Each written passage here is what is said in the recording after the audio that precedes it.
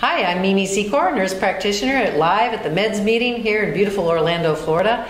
And I'm here with PA speaker Dwight Deter. Welcome, Dwight. Thanks for joining me. Yeah. And I know you're speaking on a very hot topic, vitamin D. All clinicians want to learn more about it.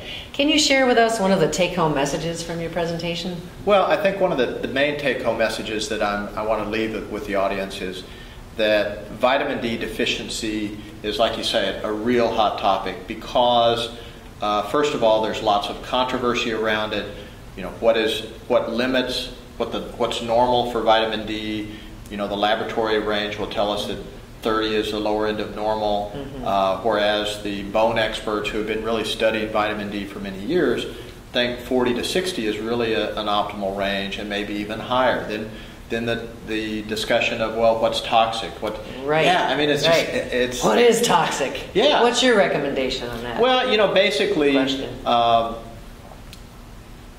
goal in treating patients that have low vitamin D, I mean, I think the official term right now is vitamin D insufficiency is less than 30, 25 hydroxy vitamin D. And that's another thing, probably an important point, right, is that when you're going to measure vitamin D, what test to order, and at 25 hydroxy vitamin D is indeed the best test, kind of the gold standard. Although 125 dihydroxy vitamin D is important, especially in renal patients.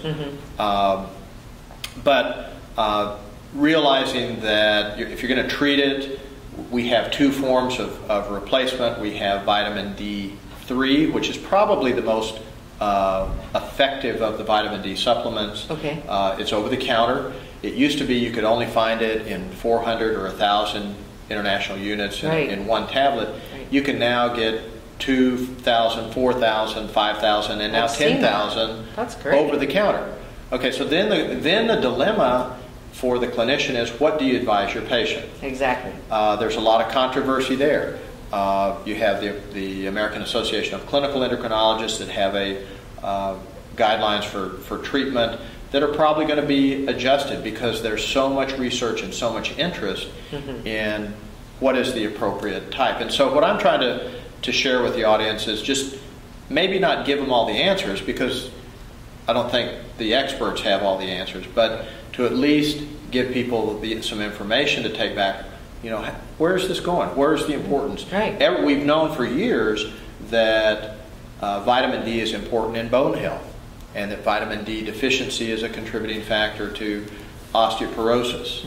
But now there's so much research into the diabetic patient, into cancer patient, into heart disease, into chronic fatigue syndrome, into fibromyalgia. I mean, these are all diseases that are having ties to vitamin D. So there's a lot of interest out there. Even mental health issues. Yeah. And cognitive function. Yeah. So fascinating. It really is interesting, and I suspect that over the next several years, every time someone comes to a conference, there's going to be new information about the importance and role of vitamin D in different diseases. I know this is also a million-dollar question clinicians are always asking: when should I draw a vitamin D level? Good point, because again, you know, the guidelines say pretty much everybody's at risk for vitamin D deficiency. If they're like, for example, dark-skinned people don't have that conversion in the skin to vitamin D.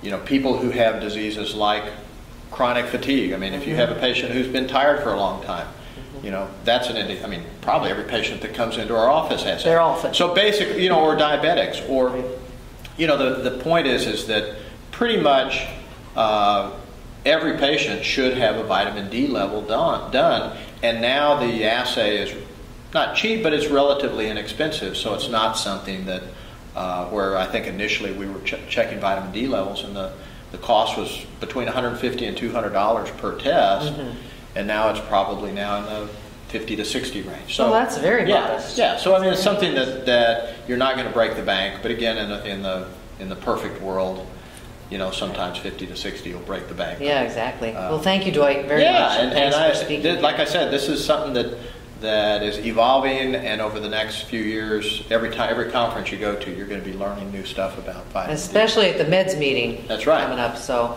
we hope to see you there. Thank you, Dwight.